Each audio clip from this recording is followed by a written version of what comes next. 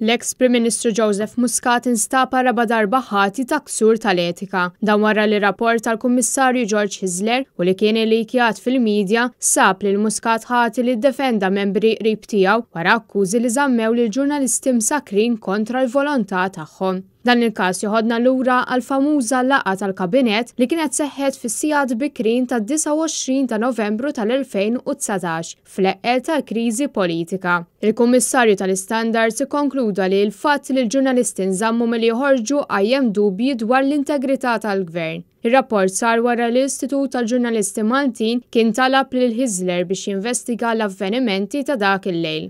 Dakinhar, il-ġurnalisti kienu nżammu fuq ġewwa sakemm il-Ministru u l-Prim Ministru nnifsu kienu ħarġu mill-binja li ma' azzjoni ttieħdet minn membri qrib il-Partit Laburista.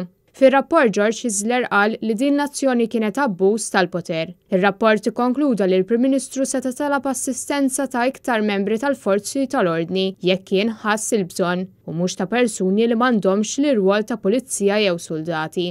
Fil-passat, Muscat kien instab ħati li kiser il-kodiċi tal-etika meta ma stidinx lil media houses kollha l-konferenzi tal-aħbarijiet li jaċċetta fliexken tal-inbit bħala rigal minant Jurgen Fenech u meta bil-moħbi tal-Konrad Mizzi xogħol paga ta' 80,000 euro fis-sena.